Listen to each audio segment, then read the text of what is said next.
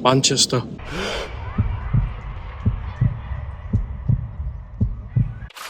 A city like no other. From the music scene in the 80s and 90s to the savage slums of the Victorian era.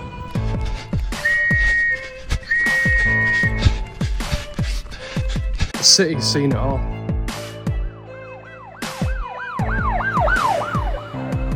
But somewhere in between lies the tales of the past. Stories down the back streets. From the massacre in one of Manchester's oldest pubs, Mother Max, to the ducking stools of Piccadilly, a place of public torture, and not forgetting the Lost Church of Manchester, where men and women lay down their lives for a brighter future for us, but the memories are lost, as if their lives didn't matter, and all that remains of their life is one lonely cross on an old car park. So sit back, get your popcorn out and get ready, because this is 3 things that you may not know about Manchester.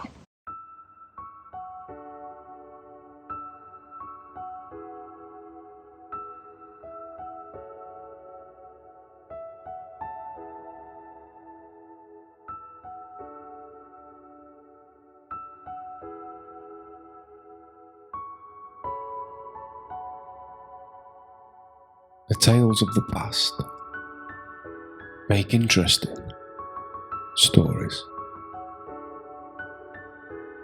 And Manchester has its fair share of them.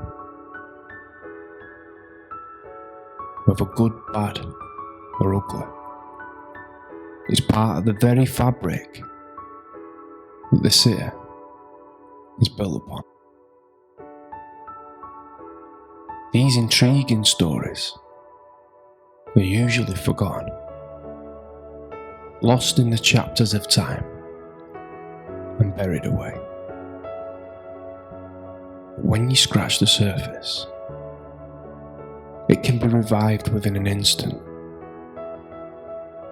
Some are hidden down the old back streets,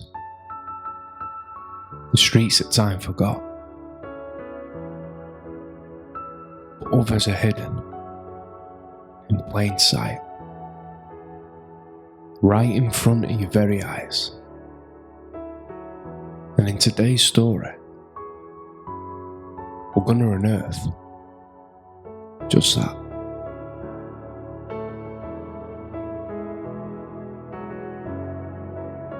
Mother Max is nestled away down the back streets of the city, hidden off the beaten track, out of the way of the hustle and bustle of daily life.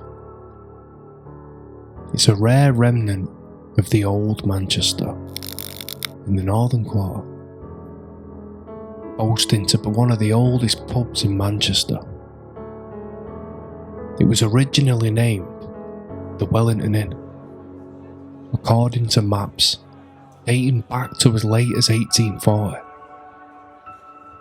It's replenished the first of many men and women in the city, generation after generation, pint after pint. From the Victorian mill workers of industrial Manchester to the office staff of late, it's opened its doors to all. In 1969, the pub was renamed after its long-serving landlady, and the name has stayed the same for ever since. The rebirth of the pub had begun, and it was named Mother Max.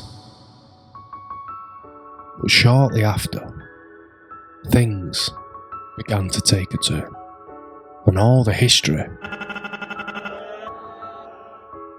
would be forgotten, as it became known for something much more darker and sinister.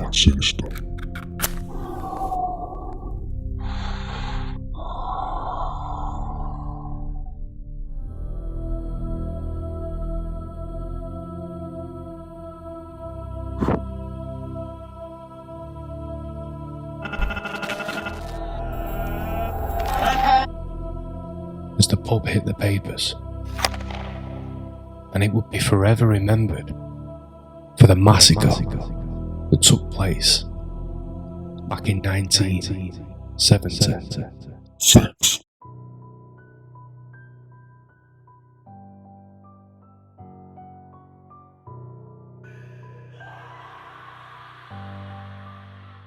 Arthur Bradbury was the pub landlord at Mother Mac's, and he was described as having a split personality.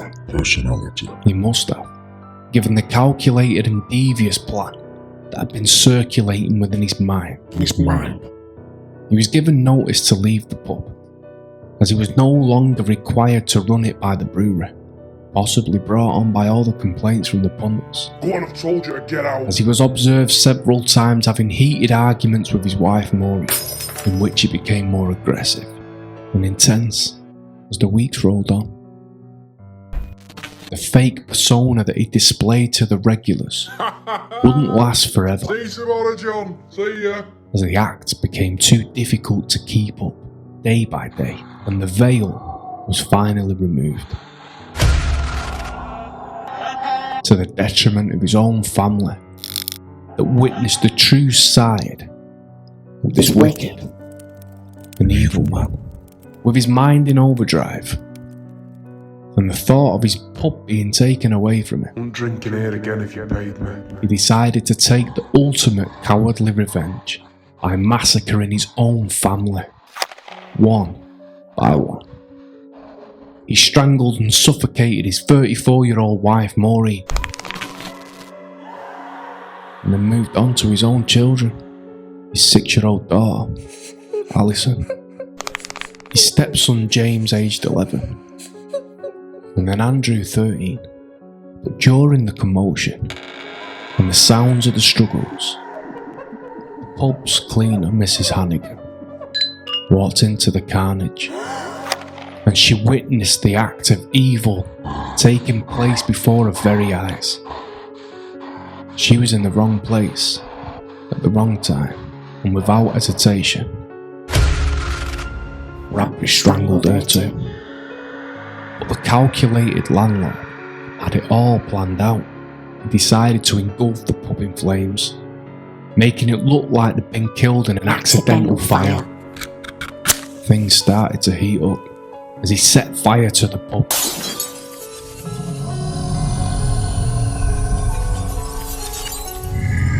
But like most fires, you never truly know how the flick of the flame can behave. And he quickly found himself trapped. And as the flames flickered and danced, like something from his worst nightmare, his fate had been written, almost as if the devil himself had come to collect him. Arthur Bradbury died through inhalation of smoke, brought on by his own actions, and he went down with the rest of his family. The family that was so innocently murdered. The lives cut short, years left to live, love, happiness, and joy, all taken away from them by one wicked man. And all that took place on the cold, cobbled streets of Manchester back in 1976.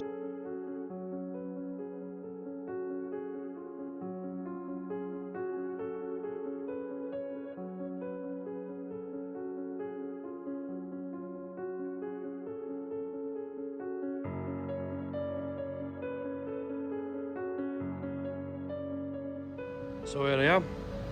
I'm outside the infamous Mother Mac's, and it's tucked away down the little back streets of Manchester. But you normally find that the back streets hold the key and they tell the stories of the past, and this is definitely one of them. Now the scene and the murder scene all happened on this first floor here. If you could cast your mind back to 1976, I mean, this was a place where a wicked act of evilness and horror, basically, and all The pain and the horror and the carnage is ingrained and soaked within the fabric of that building. It's quite surreal to be stood outside in the rain, actually here, reviving the story on this. And there used to be a plaque here, I'm sure it was here on the wall where you can see there's the colour difference there. I'm sure there was a plaque there to say what went on back in the day. But Mother Mac's is a deeply historic pub in Manchester, and it's sadly, at the minute, it's sadly closed. I'll just peek you over around here and I'll try and point you into the window. But you can still see that the bar, I don't know if the camera's picking it up actually, but you can see the bar's in here, and it's having I hope it's having a revamp, because it was a good pub. But like I say, the horror that went on that night has scarred its way sadly into the history books of Manchester, and it all took place on that very floor that I'm aiming the camera at now. It's crazy to think, look at the old chimney top still at the top as well. How cool's that? But whatever was going through the mind of Arthur that night, you know, only he will be able to tell you. And you know, it's the horror of the kids, you know, that he's took the life of his wife, the kids, and also the poor cleaner, Mrs. Hannigan, that was only doing a job. And by all accounts, from what I've read, she just stumbled across what was going on that night, and she was in the wrong place at the wrong time, basically, because the red mist had set, and Arthur was in, well, he was just in a frenzy of rage by the sounds of it. And what, like I say, what was going on through his head, only he will be able to tell you that. But he went down with the rest of them, and you know, this place was engulfed in flames. The whole building was torched, and it's believed that he actually died. He was getting ready to escape, and his actual suitcases and everything was in the cellar, and he was ready to make it look like it was a big, you know, accident, and that everyone died in the fire. But he actually died too, from breathing in all the fumes and the smoke.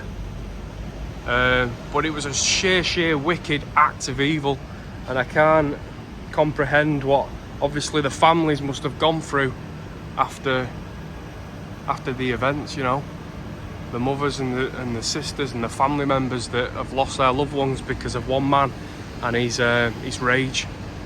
But like I say, these little back streets that you see in Manchester, they're off the beaten track, and they're still very much Victorian. And you find that a lot of these streets hold the key to the past, and they hold stories such as Mother Mac's.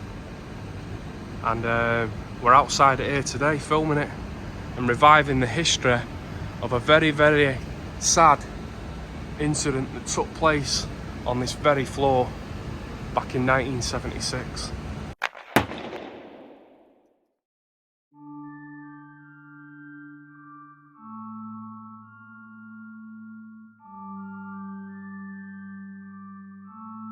Manchester has some seriously unearthed history. Whispers and tales of the past that many won't believe today. It seems too far-fetched, barbaric and crude, but surely these things couldn't have gone on right in the very spot where many of us meet our friends, take a 5-minute break out the day.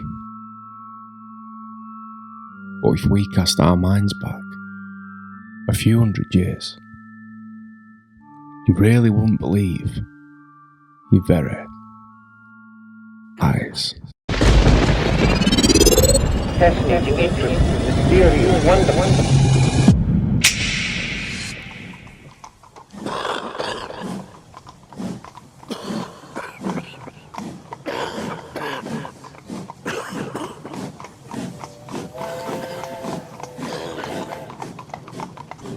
Manchester Piccadilly Gardens once was the exact spot where troublesome women were punished.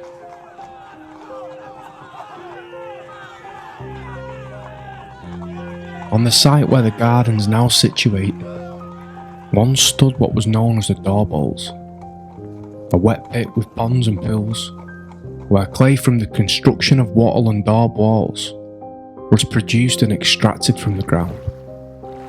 But these pond-like pools also doubled up for another use, something much more barbaric and distasteful, as they became known as Manchester ducking stools, and they were installed directly for the punishment of women of the city of Manchester. Please.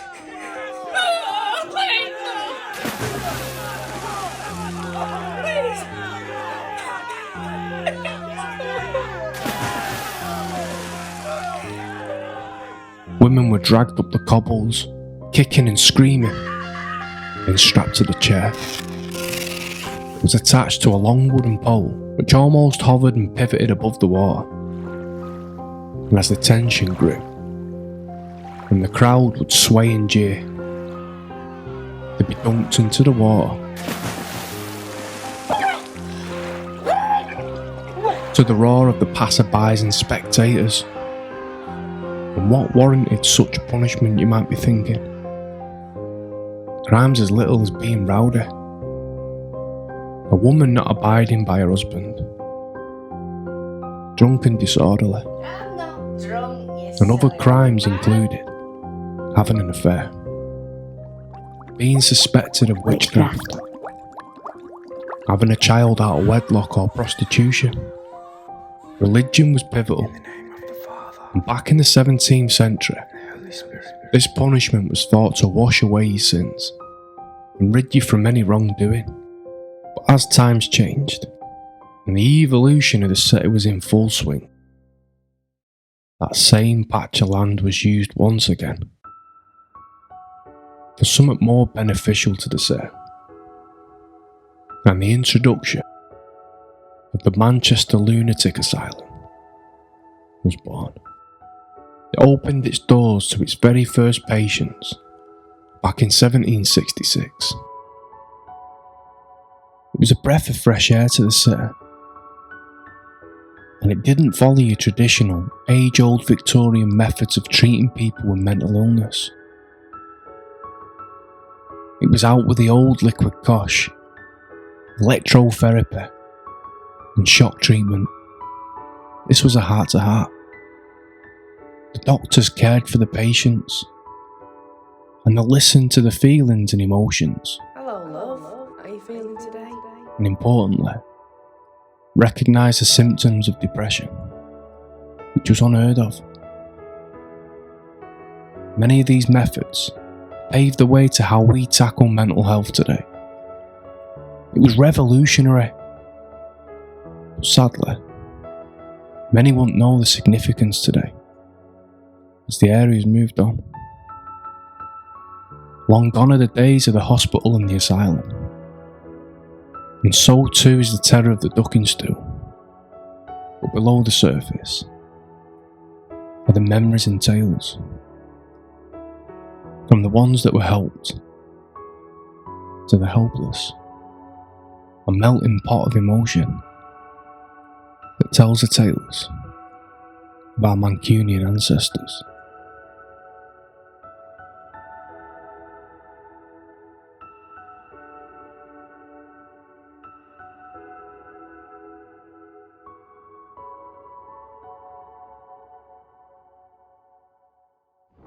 Right, so here I am, and I'm in Piccadilly Gardens in Manchester. Now, if you just cast your mind back a few hundred years, this place was totally different. Before Manchester was sort of an industrial revolutionary city, this place was filled with meadows and land basically. Now, where I'm sort of stood is where there would have been some sort of bog, from what I can gather, and some sort of pool basically, obviously just filled with the rainwater. And they would use that bit of land as punishment. Now, it was aimed at the women, and for the slightest misdemeanour, you know, they could have had an argument with the husband, they could have just been noisy and rowdy when they come out of a pub. or there could have been prostitution. Now what they used to do is, as punishment, they would put them on these chairs that were sort of suspended, and they'd duck them in the pool, and it was called the ducking stool.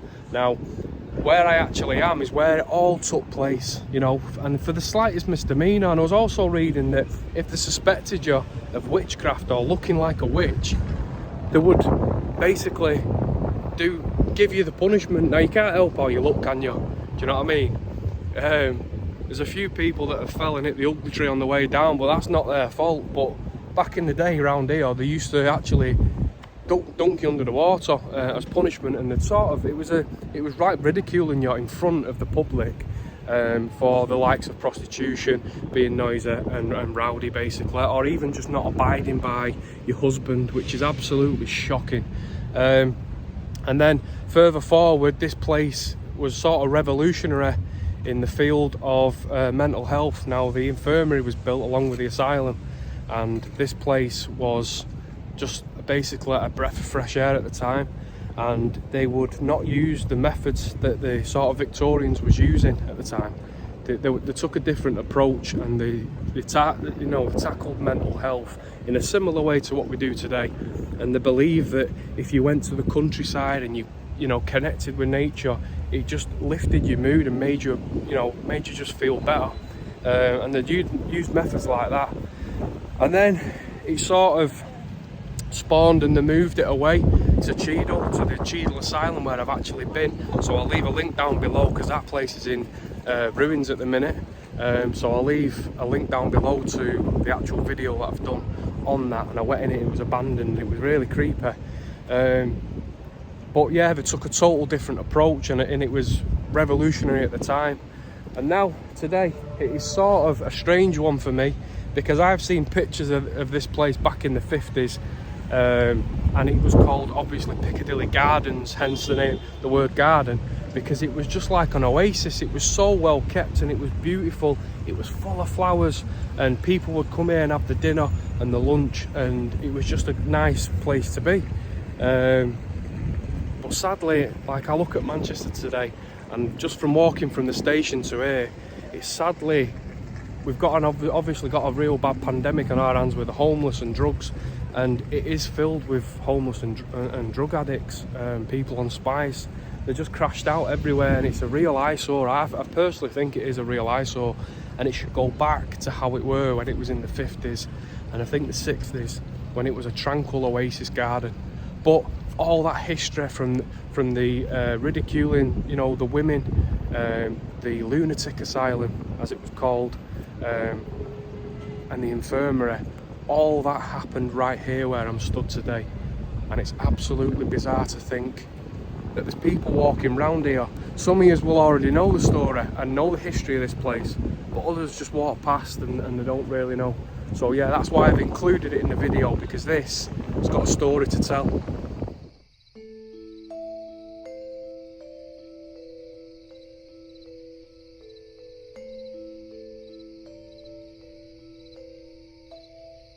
(1820s) Manchester was drastically different to how it is today.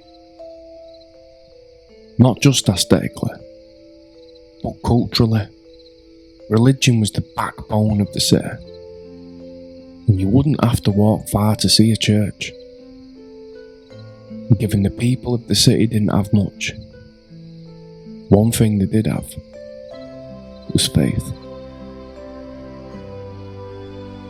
Many of the city's residents were born and bred Mancunians, but they shared the city with many Irish that came over to work in the bubbling cauldron of industrial Manchester. And spawning from this cultural combination came the birth of St Andrew's Church on Travis Street in Ancoats.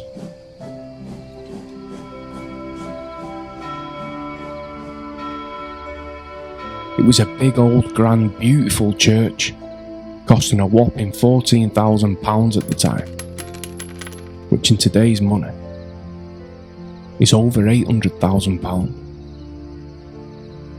It was a pillar of peace, a place of solace, and an arm around the shoulder to many weary, poverty-stricken families.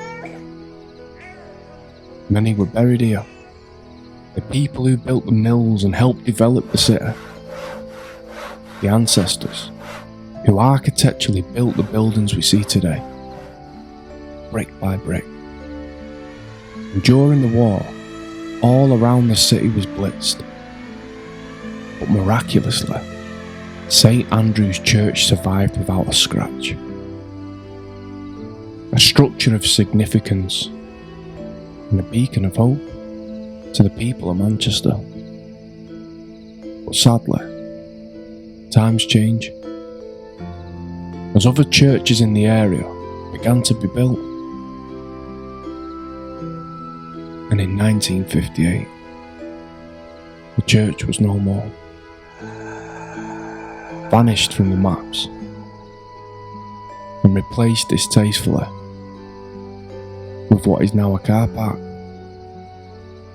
All the history gone.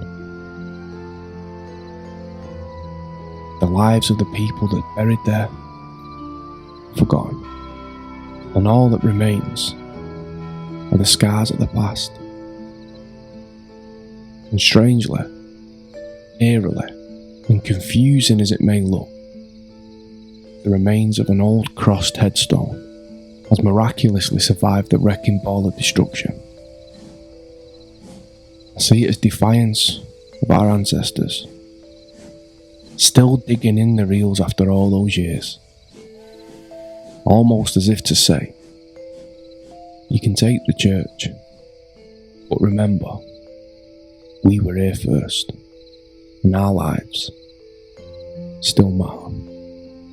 Right, so here I am, St Andrew's Square. Now I'm just off Travis Street on the other side of town now I am. And you're probably thinking, well, what are you actually filming here? Now I'm not just filming a brick wall, even though that is pretty much all that remains. But if you just look at this brickwork here, it's really interesting.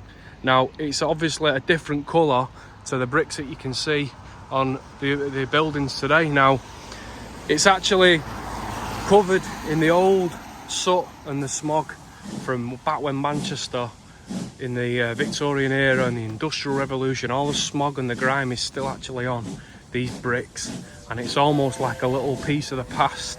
It's still untouched from that era. But if I just pan you on here, now this is another little clue, because you only see these slabs, these big massive slabs, you only really see these in churches, and this is basically the periphery of what used to be here.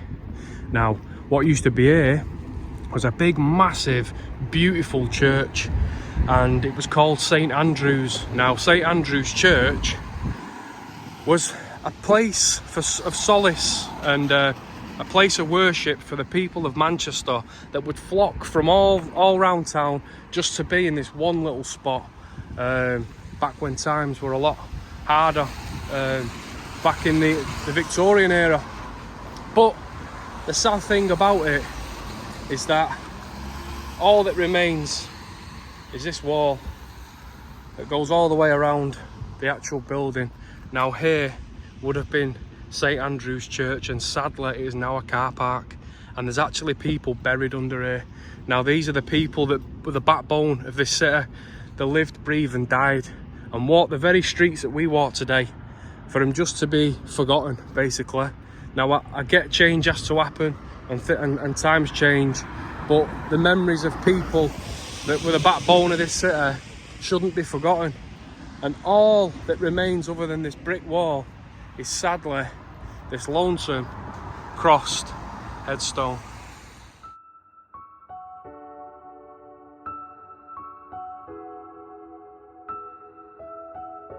To me, the people that are buried here should have been shown a lot more respect.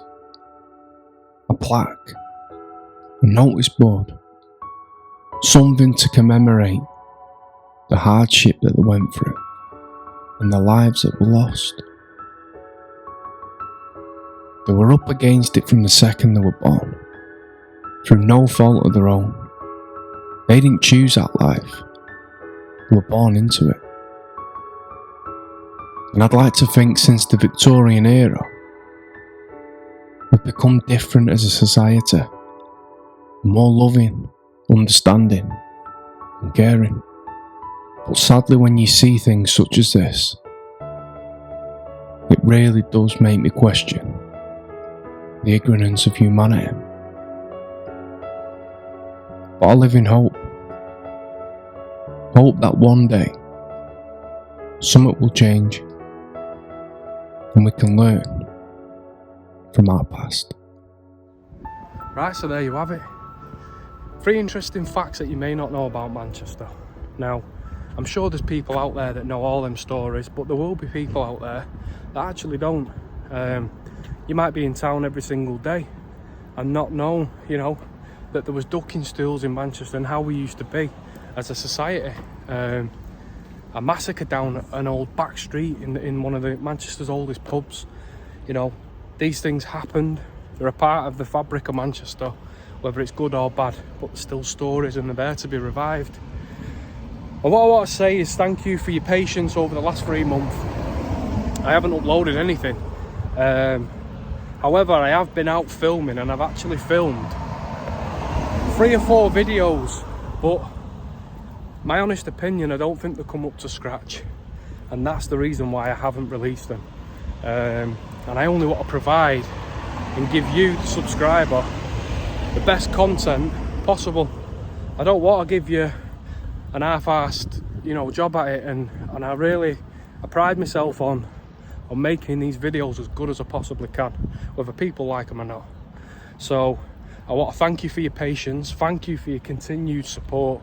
It means the world to me, and I always feel awkward saying this, but if you do like the video and you like this kind of content, then please consider subscribing to the channel. It really does help just push us that little bit and makes people aware of stories of the past, that, you know, these people walk the very streets that we walk today and they had lives and feelings, and it means something. And, you know, the last thing that I'd want is for them to be forgotten in a distasteful way. So if you can revive the stories and you know any stories, please drop a comment below, and I'm going to leave it there.